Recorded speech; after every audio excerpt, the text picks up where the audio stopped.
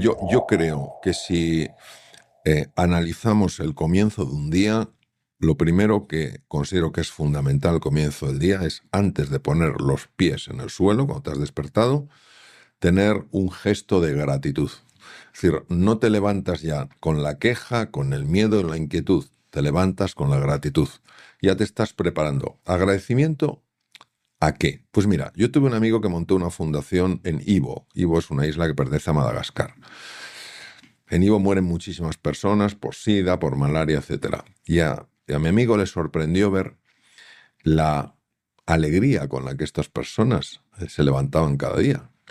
Le desconcertaba, no tenía sentido para él que con tanto dolor, con tanta muerte, se levantaran alegres, ¿no? Y entonces un día, a una de las personas con las que tenía más confianza, le preguntó: oye, dime una cosa, ¿tú por qué te levantas alegre? Y él le miró y le dijo: Juanjo, porque cada día que me despierto y veo que estoy vivo, es para celebrarlo. ¿Mm? Celebrar la vida. Entonces, celebrar algo. Estoy seguro que si uno mira bien, encuentra razones para la gratitud. En segundo lugar, si uno quiere bien, es muy importante que medite por la mañana, si uno quiere que el día le vaya bien. ¿Por qué? Porque la mente se pone enseguida en marcha para generar ruido y uno tiene la necesidad de encontrar esa quietud. Otra cosa que ayuda mucho, a mí personalmente, como persona creyente, me ayuda mucho, es la oración. Es decir, ponerme en manos para mí, de quien más me quiere y mejor me conoce, para que me eche una mano. Otra cosa que ayuda muchísimo es el ejercicio físico. Yo ayer llegué de Madrid, fue un vuelo largo, y esta mañana lo primero que he hecho cuando me he despertado y algunas cosas que he comentado es irme al gimnasio. Es verdad que no tenía mucho tiempo, pero por lo menos he estado 20 minutos en la cinta, ¿no? Es importantísimo para preparar ese día. Lo siguiente que creo que es esencial hacer es, en lugar de considerar lo que te fue mal ayer y arrastrar los errores del ayer, decir: hoy un nuevo comienzo. Y tener muy claro cuál va a ser el foco fundamental de ese día. En el momento en el que uno pierde su foco, pierde su eficiencia. Y parte de ese foco, para mí, tiene que ser siempre responder a una pregunta: ¿cuál va a ser hoy mi contribución? Y entonces pasan muchas cosas. Claro, si yo me levanto por la mañana, me pongo a tomar un montón de café para espabilarme, me pongo a escuchar las noticias, que raro es encontrar una que hable de algo positivo, me pongo a leer el periódico, que pasa lo mismo, y me voy ahí a ver lo que sucede en el día, en lugar de ir preparado, el día va a transcurrir de otra manera. Primero tenemos que entender qué es la fe. La fe es un sentimiento de certeza. Si yo digo que tengo fe, pero es algo totalmente cognitivo, es totalmente mental, pero no siento que eso sea verdad, eso es apariencia de fe, no es fe. Y esta distinción es muy importante porque al final yo voy a actuar en gran medida de acuerdo a lo que siento. Si yo siento algo a nivel de la certeza, aunque el exterior me diga que estoy equivocado, mi sentimiento me va a impulsar. Si yo sencillamente es una idea, pero no es un sentimiento, no voy a tener bastante fuerza. Creo que la fe es de una importancia extraordinaria, porque en mi experiencia creer es crear. Cuando una persona quiere cambiar algo, no lo va a cambiar aunque quiera, si cree que no es posible. Si cree que es posible, antes o después lo va a cambiar. ¿Qué ocurre? Que muchas personas dicen que tienen fe y no tienen fe. Jesús hablaba de que si tuviéramos la fe de un granito de mostaza, yo tenía un granito de mostaza en la palma de mi mano y es una cosa diminuta, entonces seríamos capaces de mover montañas. Yo francamente pienso que lo que él dijo es absolutamente así. Decimos que tenemos fe, pero no tenemos fe. ¿Por qué? Yo conozco bastantes emprendedores que han creado proyectos realmente exitosos. Y si pudiera decir cuál es el elemento más importante de su éxito, la fe. ¿Por qué? Porque se levantaban una vez más de las que se caían.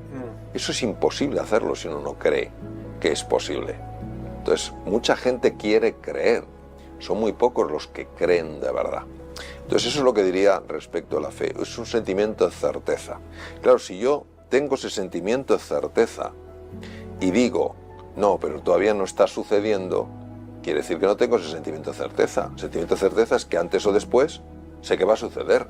Por ejemplo, yo tengo fe en que mañana va a amanecer, en que mañana el sol va a salir. ¿Qué ocurre? Que yo puedo entrar en la noche y hacérseme larga la noche, pero no por eso dejo de tener ese sentimiento de certeza. Yo no sé en qué momento va a aparecer el sol, pero sé que el sol va a aparecer. Esto es fundamental, porque a veces decimos que tenemos fe y no es cierto. Respecto a la esperanza yo creo que hay que entenderla de una manera útil. La esperanza no quiere decir que uno hipoteque el presente en base al futuro. La esperanza para mí es el convencimiento de que tenemos que vivir hoy plenamente y aún así saber que lo mejor está por llegar. Hay que tener ojo de no decir estoy fatal pero en el futuro estaré bien. No. ¿Cómo puedo sacar lo mejor de hoy? Convencido de que lo mejor aún está por llegar. Entonces yo creo que eso tiene una enorme importancia y de hecho psiquiatras de la talla de Viktor Frankl decía que una de las maneras más terribles de dañar a una persona es hacerla creer que no tenía futuro. Entonces ese futuro ilusionante, ese futuro lleno de posibilidades, para mí eso es la esperanza. Y repito, no es que me olvide del presente porque pongo toda mi fe en el futuro, sino precisamente pongo mi fe en el presente porque sé que esa fe en el presente me va a ayudar a crear un gran futuro. Cuando uno está enojado, uno no es él mismo, es su ego herido. Su ego herido, el que quiere un retaliation, quiere una venganza, exige una recompensación. Y hay que tener mucho cuidado, porque es que en ese momento una persona puede decir lo que más va a lamentar el resto de su vida. Hay que tener mucho, mucho cuidado. Porque una cosa es que lo pienses, que ya mejor sería tener pensamientos más positivos, y otra cosa es que lo digas. Porque cuando lo has dicho y la otra persona lo ha oído, el impacto que puede tener es tremendo. Mira, yo estaba en Los Ángeles, en California, recibiendo una formación de uno de los psicoterapeutas más grandes que el mundo ha conocido, el profesor Poster. Éramos varios invitados en esa reunión y pidió un voluntario y salió un psicoterapeuta, una persona relativamente joven, o bastante joven, 40 y pocos años. Y el profesor Poster, que entonces tendría más de 80 años, empezó a interactuar con él, porque había un dolor, una herida profunda, oculta en este psicoterapeuta, que seguro que era magnífico como psicoterapeuta, pero como todo el mundo lleva sus heridas, lleva sus cargas encima, ¿no? Y lo que salió de ahí fue impresionante. Fue en un momento que jamás olvidaré, es un momento imborrable, donde este señor de 40 y pico años recordó súbitamente algo que su padre le dijo en un momento de enfado. Ojalá no hubieras nacido. ¿El padre era malo? El padre tenía un día muy malo. Y dijo lo que no hay que decir. Y se quedó grabado en el inconsciente. Y él lo sepultó allí. Pero como un zombi, aquel recuerdo seguía vivo y seguía generando una enorme carga en su vida. Cuando el hombre comprendió que lo que dijo su padre era inadecuado y que sin embargo lo dijo en un momento de tremenda frustración, probablemente pues porque no sé las razones que habría, y que en el fondo él no sentía eso, pero dijo eso porque su ego herido se apropió de él, aquel hombre sanó inmediatamente. Fue impresionante verlo. Detrás de la ira siempre verá el miedo. O sea, intente acorralar a una gallina. Una gallina no tiene prácticamente nada para hacer daño. Intente acorralarla. igual la gallina le ataca. O un pequeño ratón, intente acorralarle, ataca, es agresivo. Detrás de la agresividad está el miedo. La soberbia es el resultado de el miedo a que los demás descubran lo que oculto. Entonces tengo que mostrar una cara que parece que celos, el miedo a que otra persona sea más relevante que yo. Todo emerge del miedo. El único oponente real del ser humano es el miedo. Solo hay una emoción que haga desvanecer el miedo y es el amor. El miedo es como la oscuridad. No tiene naturaleza propia. Tiene existencia cuando nos alejamos del amor. Parece ser, esto no es históricamente exacto, no lo sabemos, pero parece ser que Albert Einstein, una persona tan privilegiada en su forma de entender las dimensiones profundas de la realidad, tuvo una discusión con su profesor de física. En un momento en el que Albert Einstein le dijo que el frío no existía. Y el profesor de ciencias intentó argumentar que era evidente que el frío existía. Y Albert Einstein dijo, no, el frío es la ausencia de calor.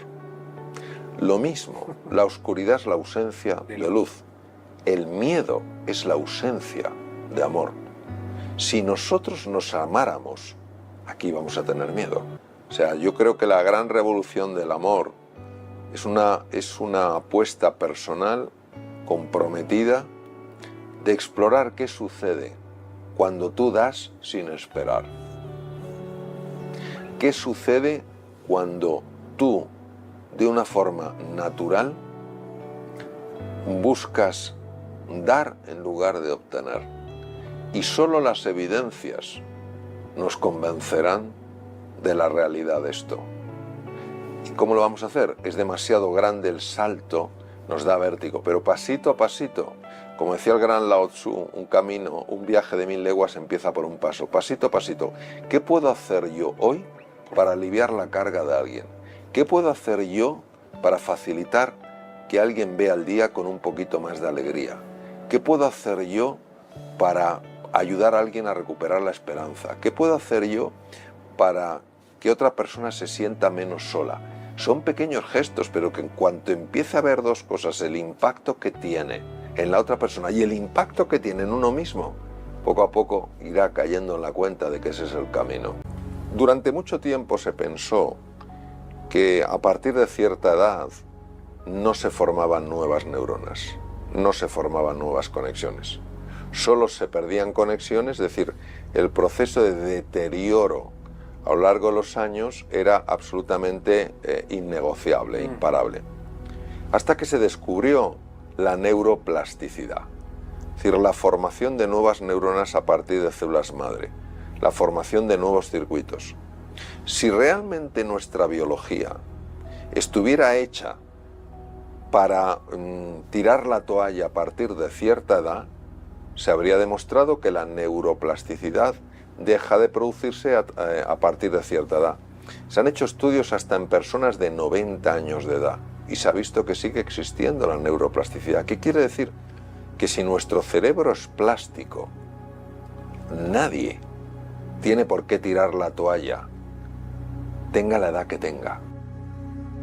Lo que tenemos que entender es que para que la neuroplasticidad siga produciéndose, hace falta mantener la ilusión y mantener la confianza. Hay que buscar cosas que tengan sentido para nosotros.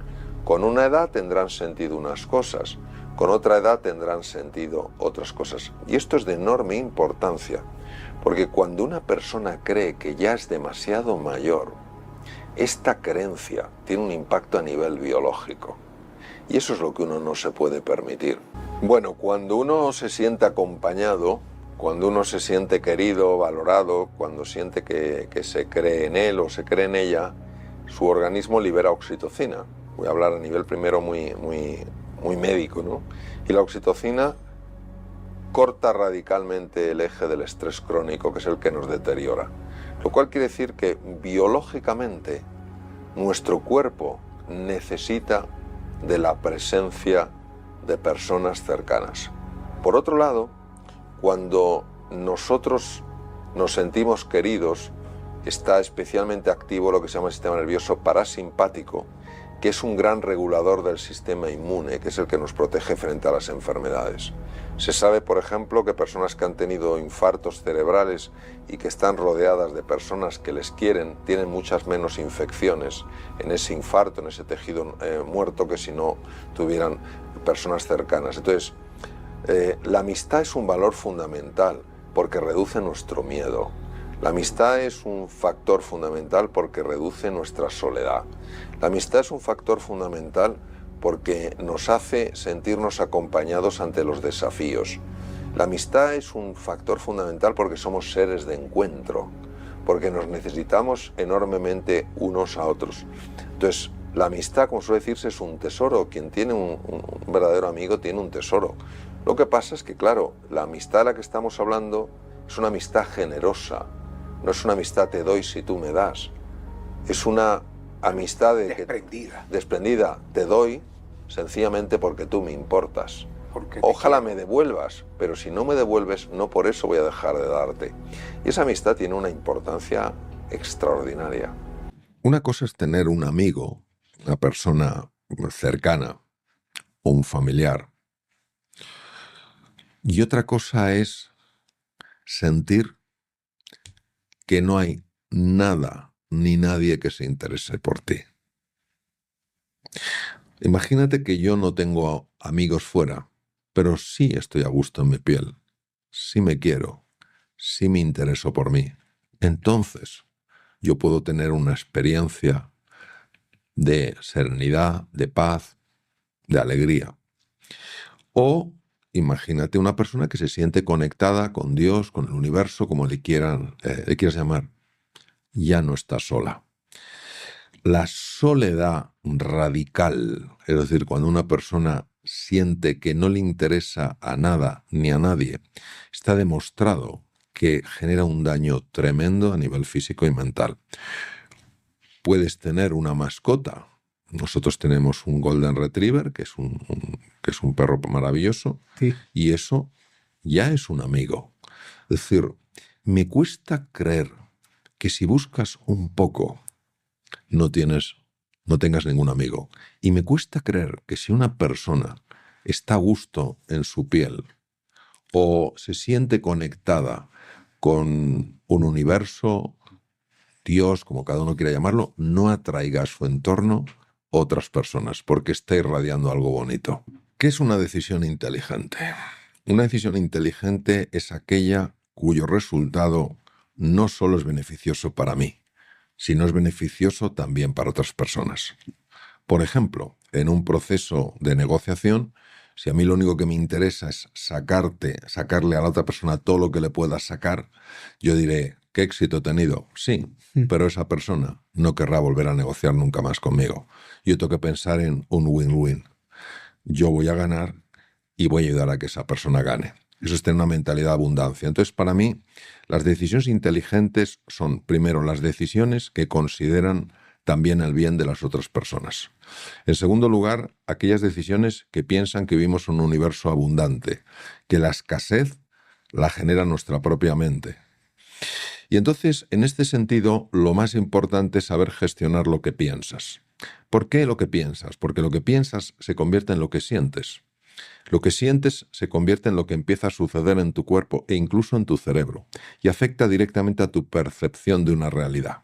Por ejemplo, yo en una ocasión me invitaron a escuchar a un señor que iba a hablar de negociación. Y en cuanto dijo las primeras palabras dije yo nunca querría negociar con esta persona. Porque dijo, quiero explicaros lo que es una negociación. Es como entrar en un campo de batalla. Y dije, si entras en un campo de batalla ya estás viendo a la otra persona como un enemigo. A mí no me interesa en una negociación ver a la otra persona como enemigo, Claro. sino como un colaborador, ¿no? Entonces, lo primero que tenemos que entender es que lo que yo pienso se convierte en lo que yo siento y en lo que yo veo. Si yo pienso que entro en un campo de batalla, me estoy sintiendo amenazado. Y quien se siente amenazado, ¿qué hace? Contraataca. Tú intenta amenazar a una gallina, una simple gallina. Qué raro es que no te intente picar o arañar, lo que sea. Reacciona. Entonces, claro, primero, Piensas que es un conflicto bélico esa negociación, te sientes en peligro, contraatacas. ¿Y cómo ves a la otra persona? La ves directamente como un enemigo. Y como la percepción no es un reflejo de la realidad, sino una creación de la propia mente, efectivamente, al final igual le has ganado, pero esa persona siente que para ti ella no ha contado. Entonces no me parece una decisión inteligente. Por tanto, para tomar decisiones inteligentes, lo más importante desde mi punto de vista es dejar a un lado tu ego, lo cual no es fácil.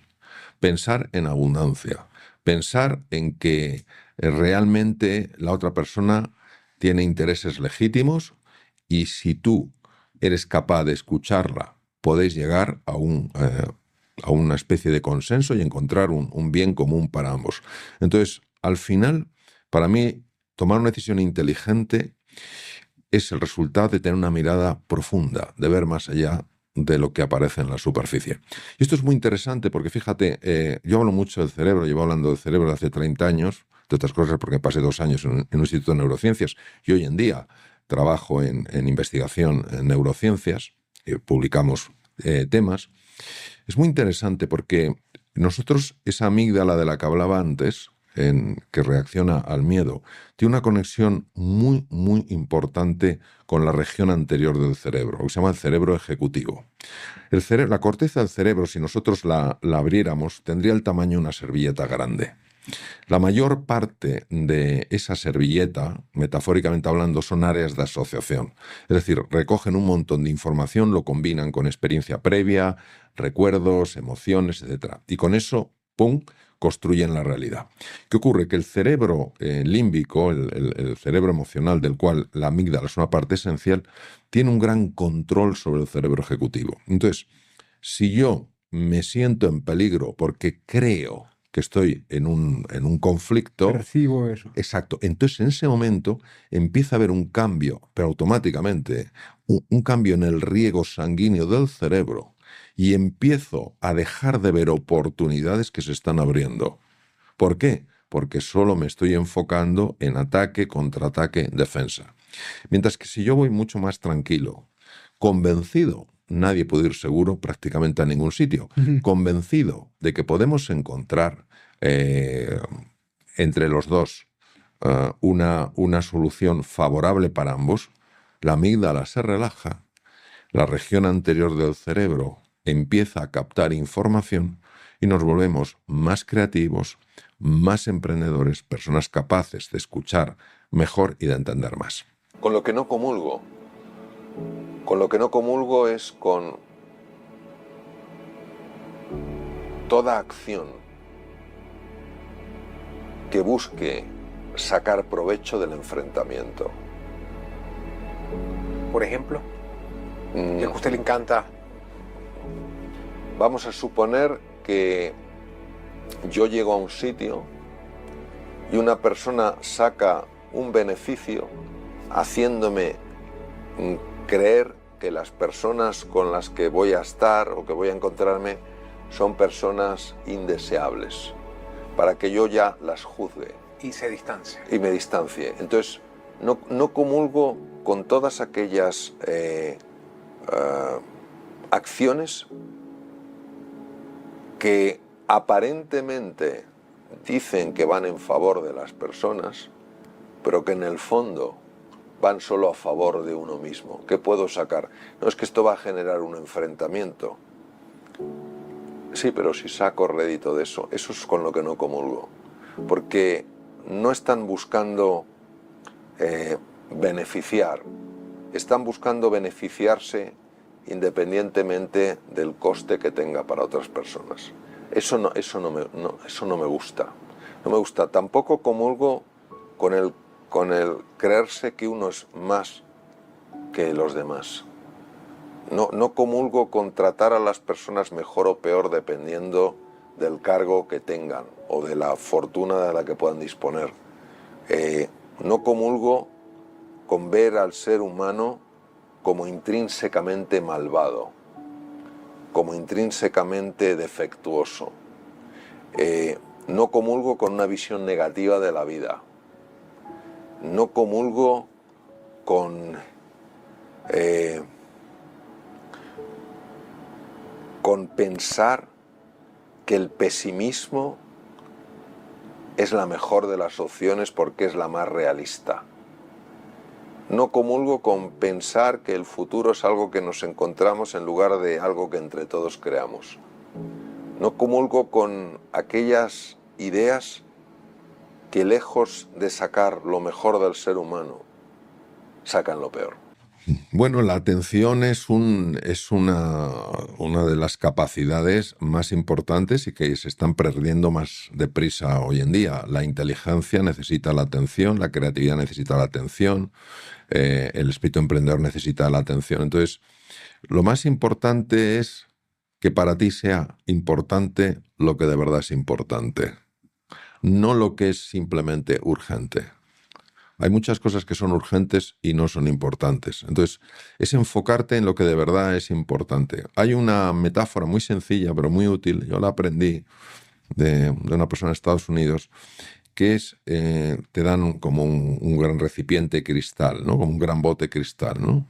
Y entonces tienes piedras muy grandes, tienes piedras pequeñas, tienes arena de playa y tienes agua. Dicen, mételo dentro.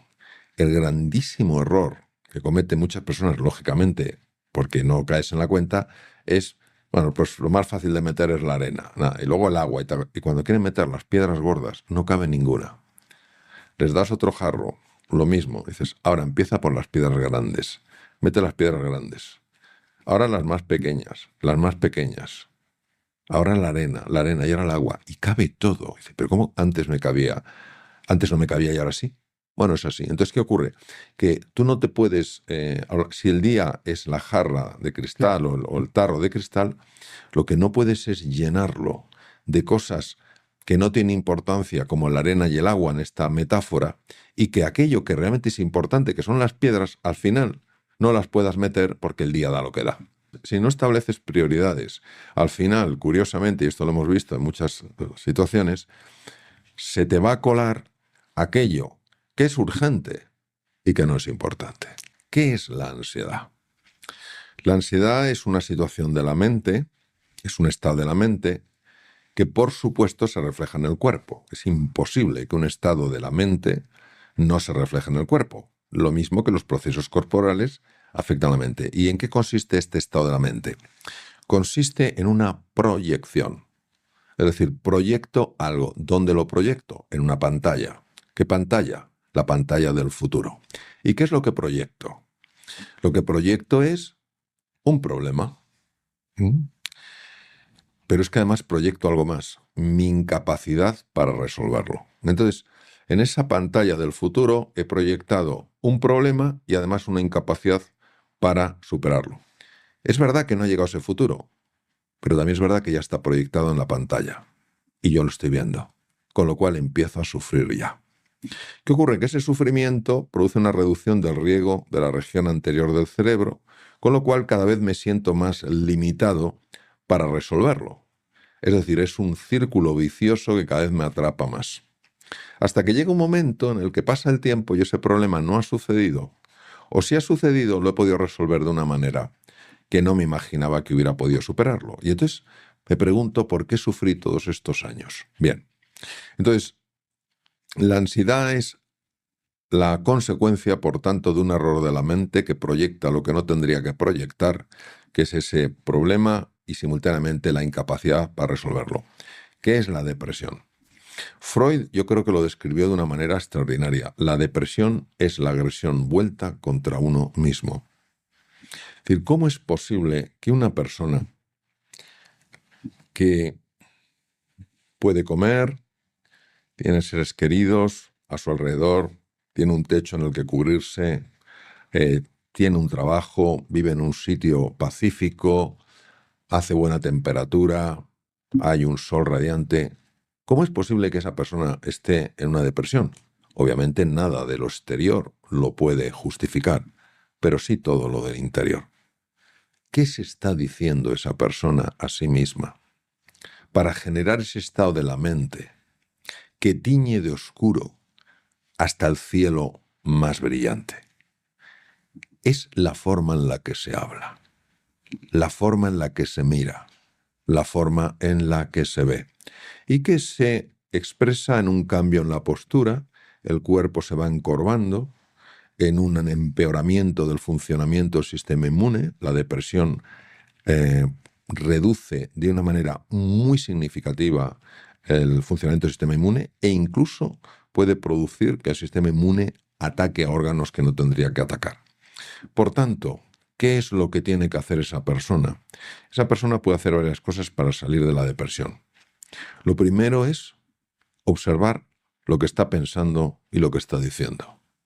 Y no aceptar que ese pensamiento y esa palabra, que son como cadenas de acero, limiten más su vida y poquito a poco vaya saliendo de ahí.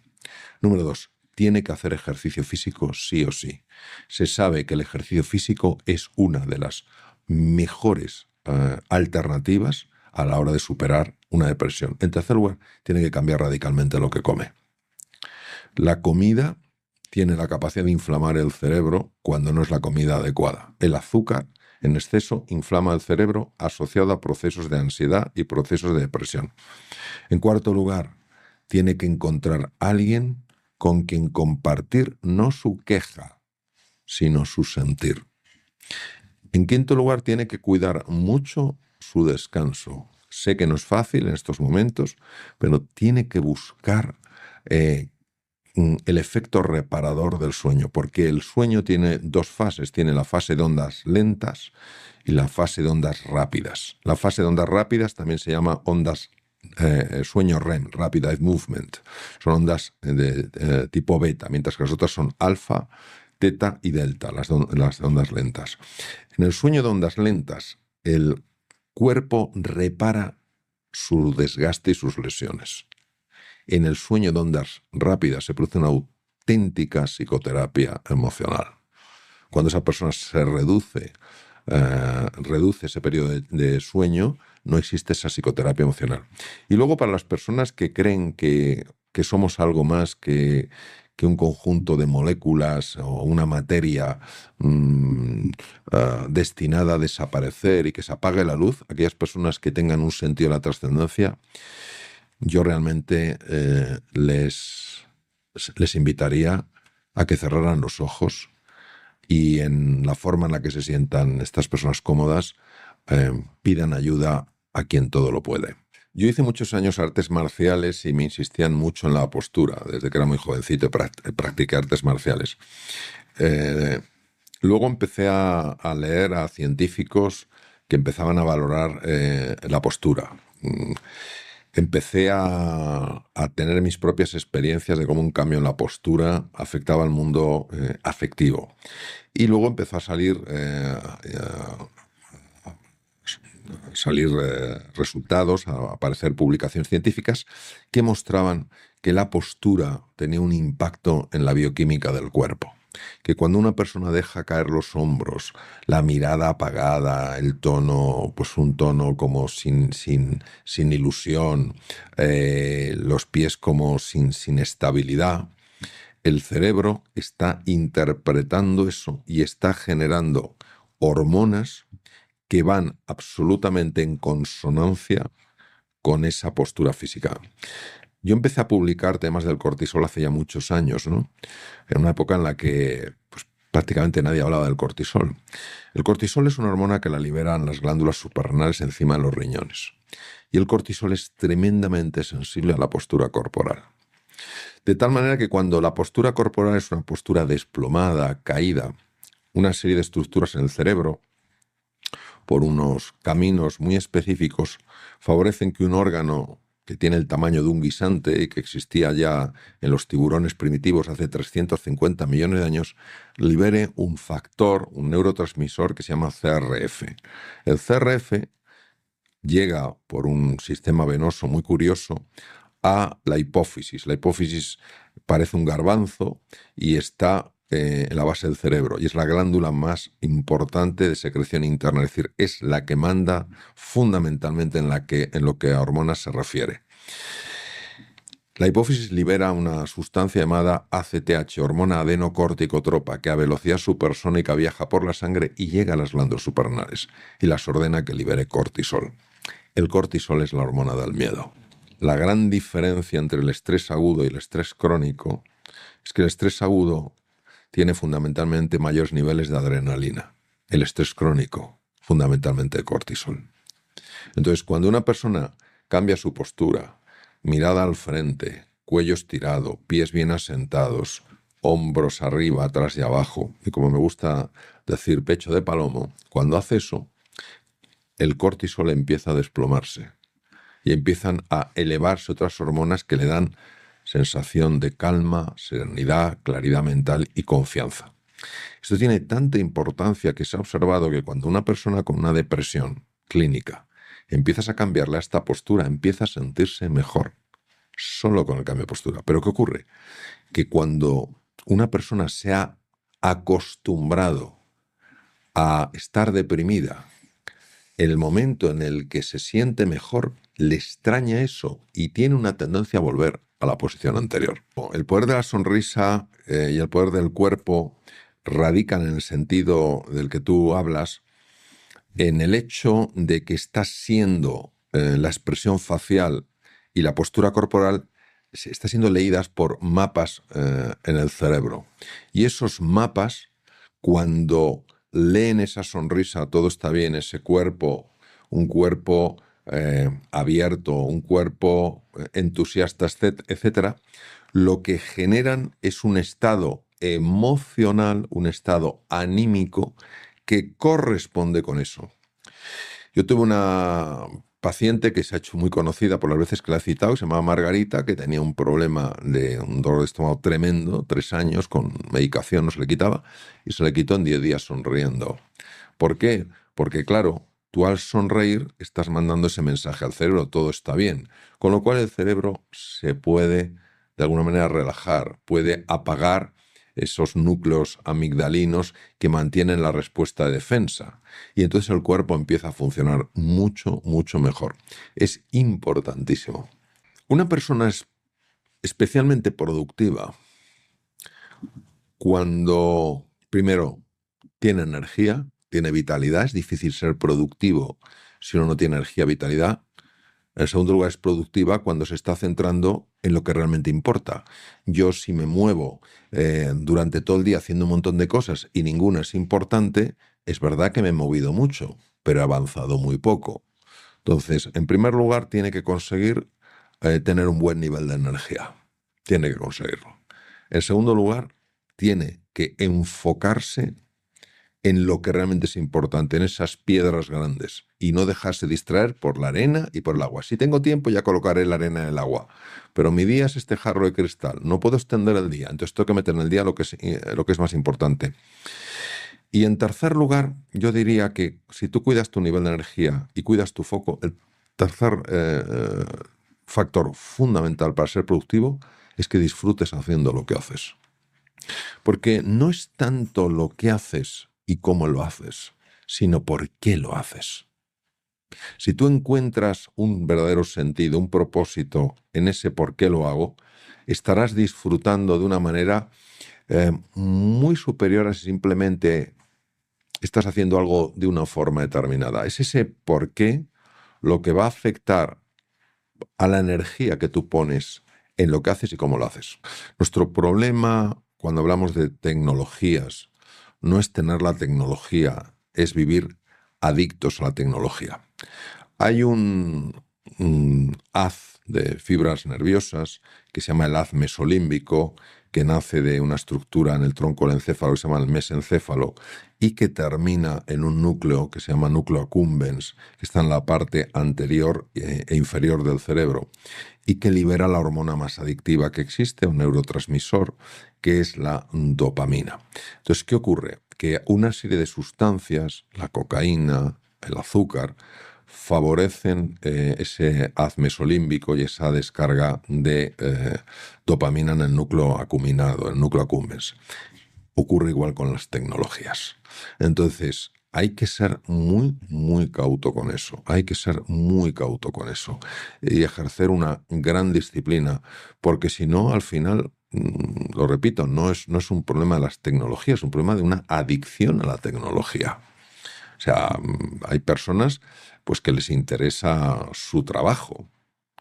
¿Hay algún problema con eso? No. Si ya son adictos al trabajo, ¿cómo se llama? Workaholics, ¿sabes? Entonces, claro, hay un problema en tomarse una copa de vino. Pues no. Hay un problema en necesitar tomarte todos los días unas cuantas copas de vino. Sí.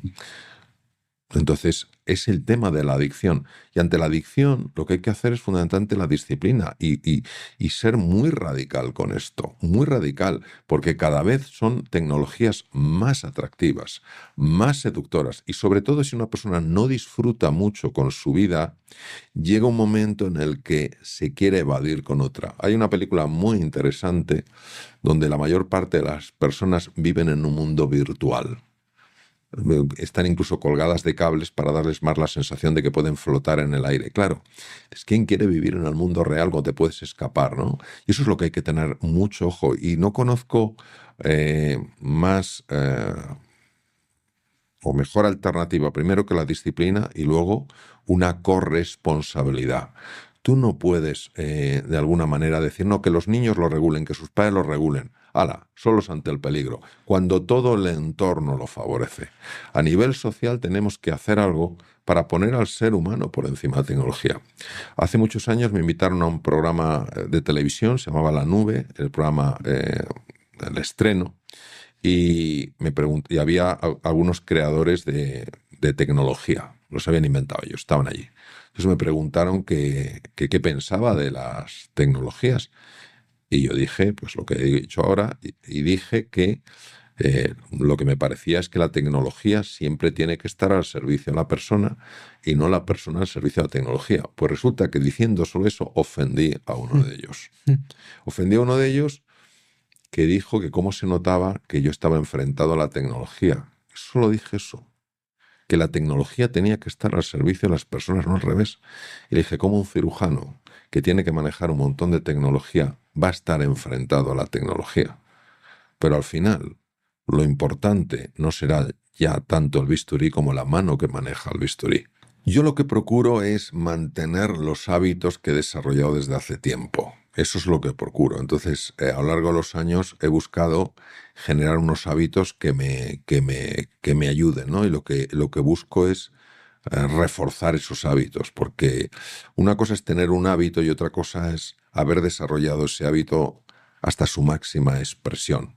Entonces, lo que busco es en los distintos hábitos que tengo, lectura, meditación, oración, temas de ejercicio, en la medida de las posibilidades, pues ver lo que tienen de defectuoso todavía esos hábitos e intentar mejorarlos, ¿no? Y quizás, si me preguntas algo, no sé si llamarlo un hábito, pues cada vez me habitúo más a usar tecnologías pues para dar conferencias online, para hacer cursos online, para hablarle a una cámara, para moverme en escenarios que luego sean tridimensionales. Digamos que sí, no sé si puedo considerarlo un hábito, pero sí es una nueva línea de desarrollo. Para mí la riqueza es lo mismo que la grandeza. Y para mí la grandeza más grande no la define lo que tienes, sino lo que eres. Sí, fíjate, hay un pequeño dicho que es las personas sabias no cuentan sus sueños a los demás porque se reirían de ellas y dirían imposible, pero todos los días extraen un pedazo de felicidad de su rutina diaria. Y con el tiempo van juntando esos pedazos como las hormigas acumulan sus provisiones. Y así al cabo de un tiempo, al juntar todos esos pedazos, construyen un castillo capaz de albergar un sueño. Yo creo que cuando uno está en el aquí y en el ahora y valora lo que tiene, disfruta lo que tiene, acepta lo que tiene aunque no le guste que le llegue, yo creo que está tocando o está muy cerca de experimentar lo que es la felicidad. Veo muchas personas o algunas personas muy obsesionadas en enfrentarnos, en polarizarnos, en hacer énfasis en lo que nos separa, sean ideologías políticas, ideas religiosas. Entonces, yo creo que al final, cuando uno se encuentra con con un verdadero líder, hombre o mujer, son personas capaces de alinear mentes y corazones en un propósito común. Mira, nosotros, te voy a poner un ejemplo muy, muy claro. En la época de la pandemia en Madrid, donde los hospitales no daban abasto con la cantidad de personas que llegaban con problemas respiratorios muy graves, se planeó hacer un hospital, pero a una velocidad tan grande que era absolutamente imposible de hacerlo, pero claro, es que la exigencia era máxima. Y en una zona que se llama IFEMA, en las afueras de Madrid, se construyó un hospital llamado Hospital Zendal en honor a una maravillosa profesional que perdió la vida en aquella época, ¿no? Yo hablé con el director médico y hablé con el director de logística y me explicaron un poco su experiencia. Ellos orquestaron todo aquello y luego me contaron la experiencia de manera independiente cada uno. Para ellos era sobrecogedor y profundamente inspirador ver que ante la necesidad de resolver un problema acuciante, como era sacar adelante a muchas personas que estaban padeciendo la infección, se olvidaban de sus ideas políticas, de sus ideas si eran religiosos, no religiosos, si eran de un barrio o de otro. Y todos a una, me decían los dos, si no hubiera sido imposible construirlo. Entonces, ¿qué pasa? Pues sencillamente que cuando el ser humano hace frente a desafíos tan grandes como estamos haciendo nosotros, da profunda pena ver que personas que tienen una gran capacidad de influencia, en lugar de utilizar esa influencia para unir, utilizan esa influencia para separar. Bueno, yo creo que todos nosotros tenemos momentos de duda, de confusión a lo largo de la vida. Y eso nos convierte en buscadores de respuestas. Cuando uno no encuentra respuestas fuera, las busca dentro. Pues yo he ido buscando respuestas dentro a lo largo de toda mi vida. Y la verdad es que encontré respuestas muy, muy interesantes.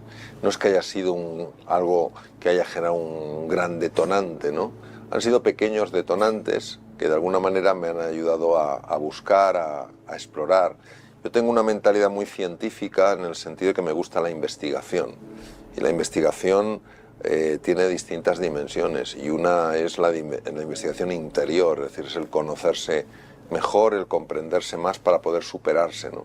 Siempre me resultó súper atractivo la búsqueda interior. Siempre me pareció que ahí estaban las respuestas que muchas veces estábamos buscando fuera. Y por eso mi vida se ha convertido en eso, en una exploración del mundo interno. La búsqueda interior normalmente se produce cuando algo nos saca de nuestra zona de confort, cuando algo nos saca de nuestro mundo conocido y nos sumerge en otro mundo. Y entonces buscamos respuestas que no las podemos encontrar en nuestra zona de confort. A veces han sido, bueno, pérdidas familiares, otras veces han sido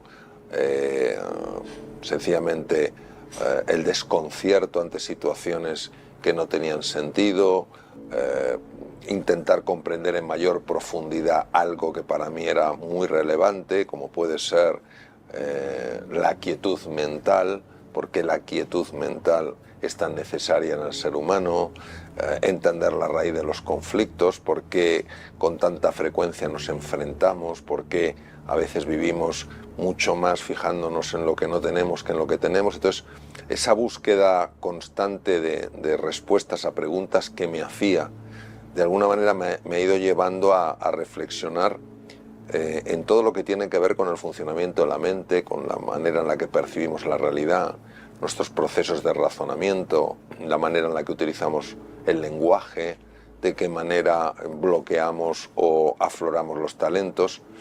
Y ha sido algo como muy natural, es decir, no es que haya llegado de repente a un callejón sin salida en mi vida y haya dicho, pues voy a buscar en un sitio radicalmente diferente. Es que he ido, bueno, dando trompicones en distintos momentos de mi vida y he estado buscando caminos que tuvieran más sentido y que me permitieran entender lo que en un momento determinado no entendía. Para mí ha sido darme cuenta de que lo que sucede dentro de nosotros tiene un impacto directo en lo que sucede fuera de nosotros. O sea, yo durante mucho tiempo viví pensando que mis condiciones internas no tenían un impacto en el mundo exterior. Es más, que el mundo exterior era lo que determinaba mis condiciones internas. Si las cosas me iban bien, yo estaba contento. Si no me iban bien, yo estaba descontento, estaba insatisfecho. Hasta que empecé a darme cuenta de que era justo al contrario, de que son mis condiciones internas las que están impactando a la hora de que me sucedan unas cosas u otras.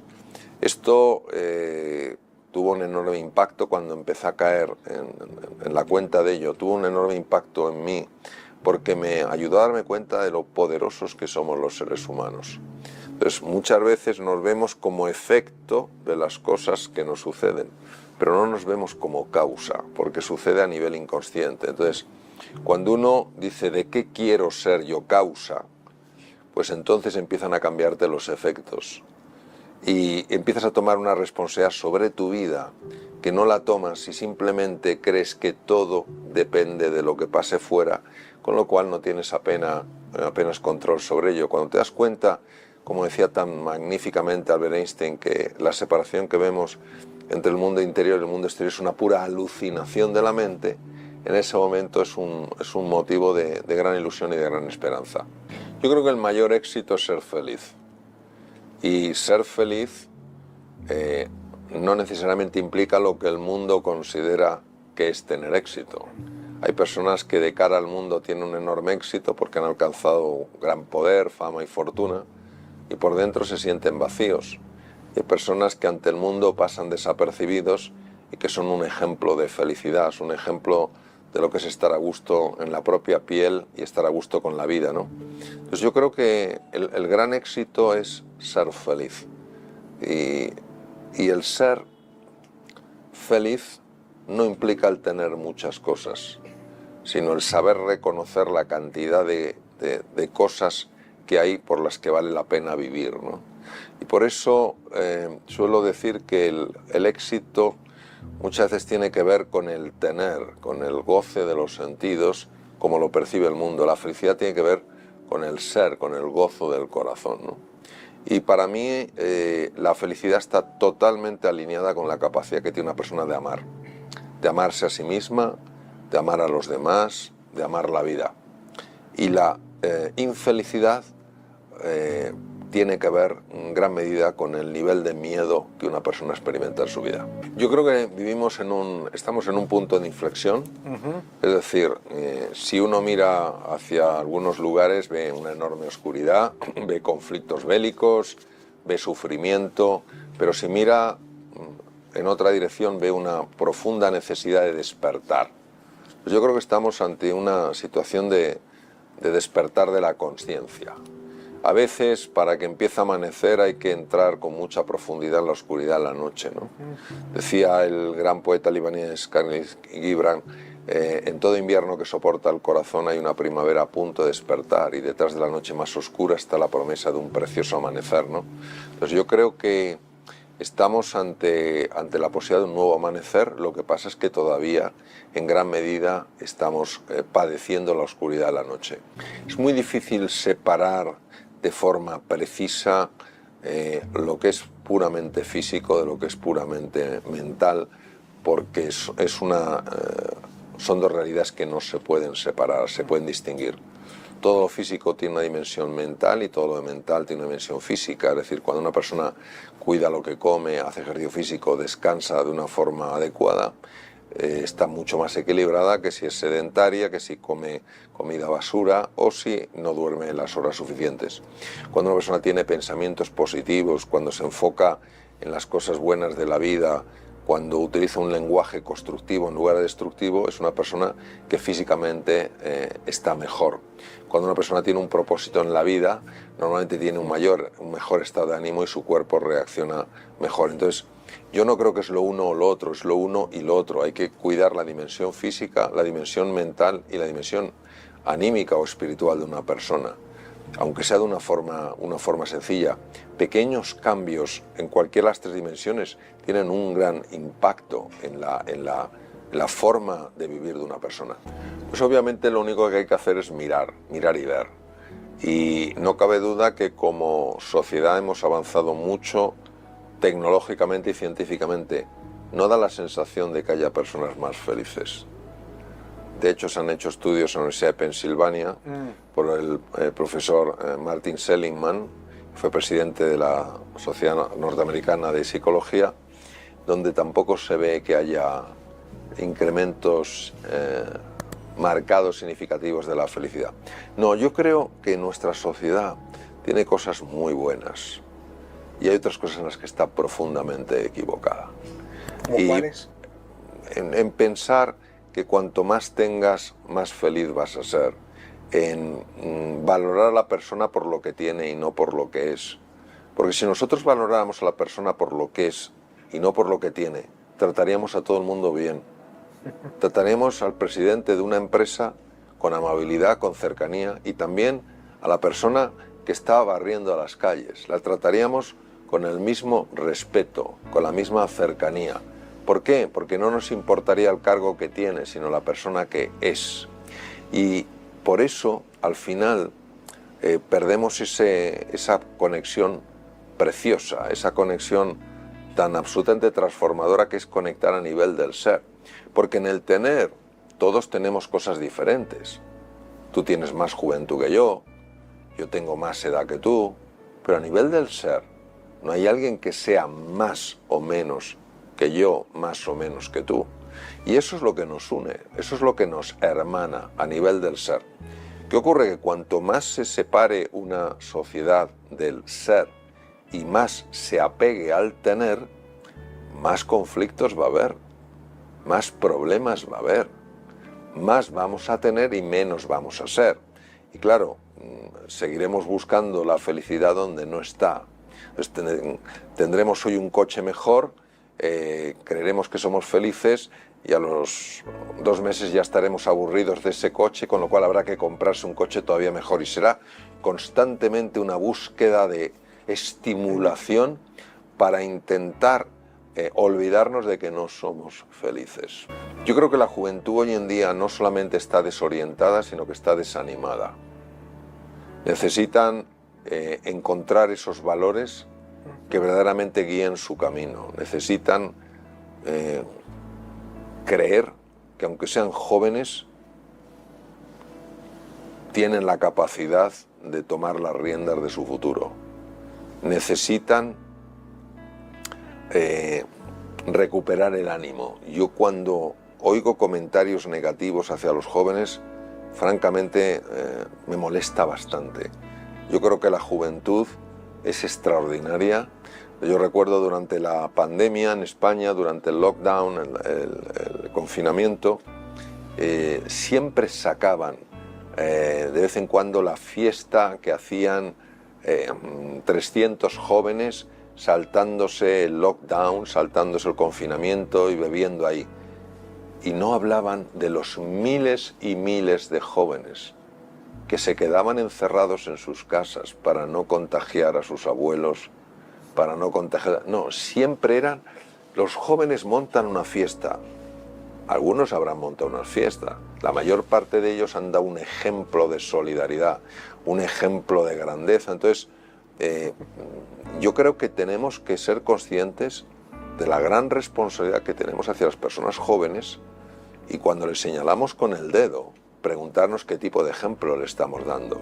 Sí, yo creo que hay una profunda necesidad de sentirse escuchado y por eso en esa necesidad de ser escuchado hay también de forma paralela una necesidad de hablar, con la ilusión de que alguien le escuche, diga lo que diga, sea algo sólido o sea una tontería, ¿no? Entonces, de alguna manera es como la incomunicación real que hay se intenta solapar con todo el movimiento de redes sociales, cuando el ser humano lo que necesita es una comunicación profunda, una comunicación honda, no es el simplemente hablar o mandar mensajes, es el comunicar con hondura. Entonces, yo creo que algo muy importante, las redes sociales tienen un impacto, hay que cuidarlas, por supuesto, tienen un gran impacto hoy en día, verdaderamente mucho mayor de lo que quizá hubiéramos imaginado. Y yo lo que invitaría, por lo menos busco hacerlo así con mayor o menor éxito, es a plantearse qué mensajes puedo mandar que puedan ayudar a los demás. O sea, la red social quizá al final brilles. El objetivo es iluminar. Entonces, muchas veces ese iluminar es escucho lo que la gente necesita, escucho el dolor de las personas, escucho el anhelo de algunas personas, y como escucho eso, lanzo esta propuesta con la ilusión de dar respuesta a alguna de esas preguntas, ¿no? Entonces yo creo que la capacidad el alcance que tienen las redes sociales es tan enorme que por nuestra propia experiencia sabemos que algunos mensajes basados en haber escuchado lo que las personas sienten y necesitan, pueden tener un enorme impacto y a una gran distancia. Entonces tenemos esa enorme oportunidad de ayudarnos unos a otros a través de las redes sociales. Hay una enorme deshumanización, no nos hablamos en general con cariño, con ternura, con amabilidad. De hecho, ustedes son un ejemplo a nivel global, el afecto que uno siente aquí en Venezuela, el cariño, la amabilidad, a veces uno no lo siente en otros lugares, ¿no? Entonces, eso es lo primero, la deshumanización. Y por otro lado, el olvido de la dimensión espiritual. La dimensión espiritual, que no tiene por qué ser religiosa, es abrirse a los demás, es abrirse a la naturaleza, es abrirse a todo aquello que no entendemos, y a ver el universo no como algo caótico, no como algo azaroso, sino como algo con profundo sentido, ¿no?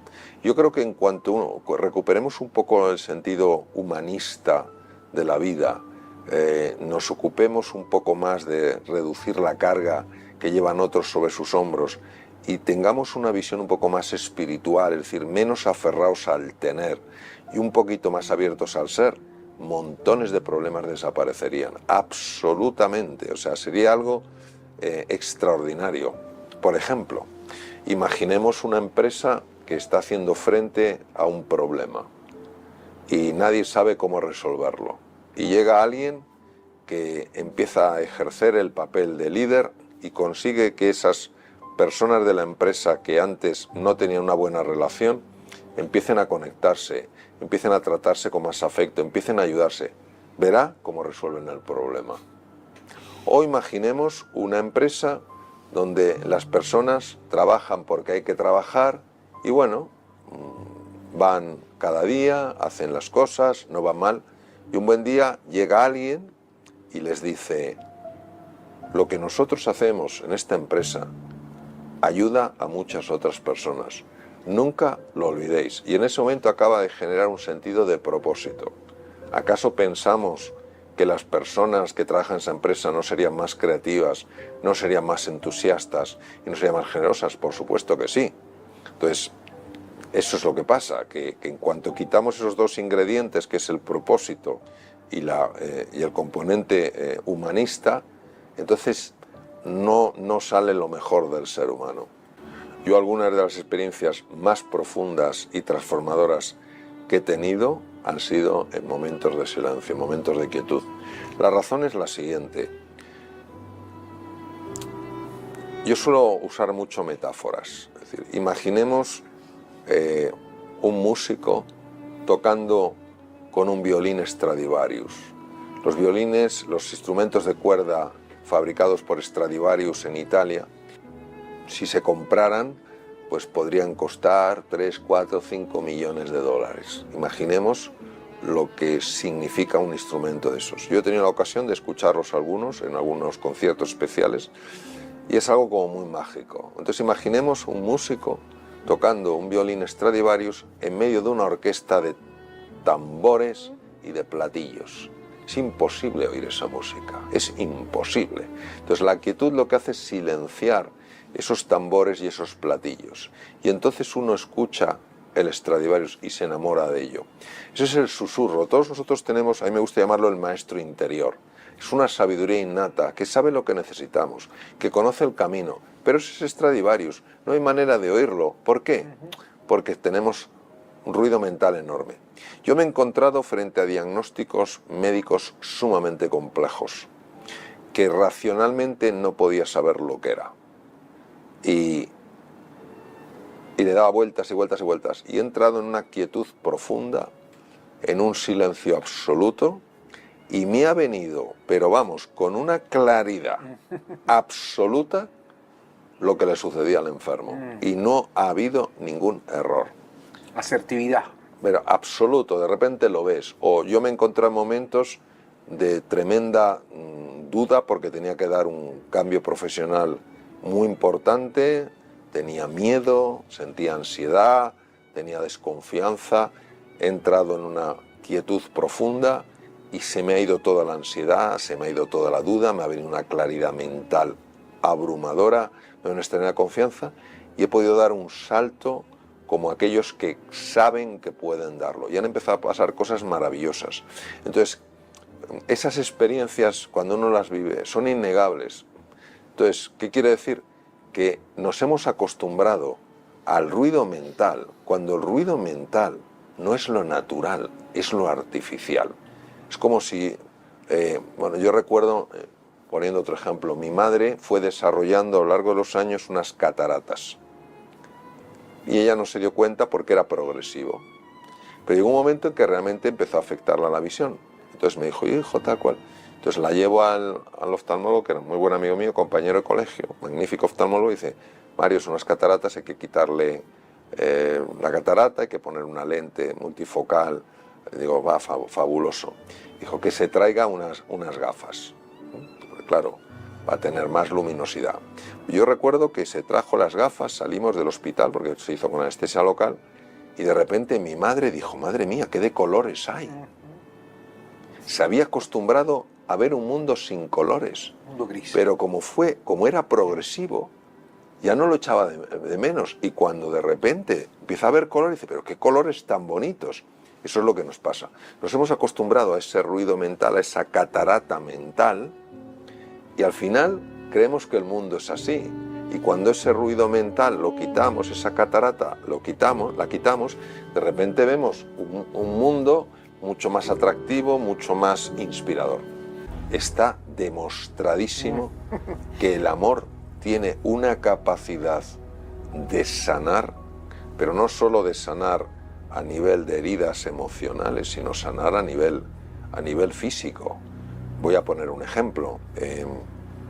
Hay personas que padecen un cáncer y que tienen dolor crónico. Es decir, dolor crónico es un dolor sostenido en el tiempo asociado a ese cáncer. Cuando están siendo tratadas por oncólogos cercanos, amables, comprensivos, su nivel de dolor baja. Y se sabe que baja porque se liberan péptidos, hormonas internas que son opiáceos, es decir, reducen el dolor. Entonces, tenemos un ejemplo extraordinario. ¿Qué más se ha visto? Se ha visto que cuando alguien se ve rodeado de personas a las que les importas, se ve como los telómeros, que son los predictores de la longevidad, se alargan, es decir, se alarga la vida. Es decir, es de tal importancia esto que por eso necesitamos tanto recuperar un sentido humanista de la vida y tratarnos con afecto unos a otros, ofrecer a los demás lo mejor, no lo peor. Yo hay varias cosas que hago todos los días. Lo primero, yo todos los días medito. Yo tengo distintas formas de meditación. Okay. Hay meditación muy en el silencio, hay meditación en el encuentro con el misterio. Tengo todo un abanico de meditaciones. En segundo lugar, yo todos los días hago una oración y pido guía y pido ayuda. Todos los días busco tener presente aquellos valores y aquellos principios con los que quiero vivir. Siempre llevo un libro, a veces tengo la opción de abrirlo y leer algo, otras no, porque paso de una cosa a otra y lo tengo presente. Procuro caminar, a veces yo llevo siempre en la maleta las zapatillas de deporte y el para los hoteles, en los gimnasios, y si no procuro caminar. Es decir, son cosas sencillas. Me observo mucho y cuando veo que he tenido una reacción que no me gusta, en lugar de condenarme por ella, intento entender de dónde ha venido eso, ¿no? Cuando en lugar de juzgarme, me observo y me exploro con interés, entonces puedo descubrirme. Si no, no. Y son cosas sencillas. Lo que pasa es que, claro, llevo mucho tiempo haciéndolo, entonces algo he avanzado. No digo que haya avanzado mucho, algo sí ha avanzado.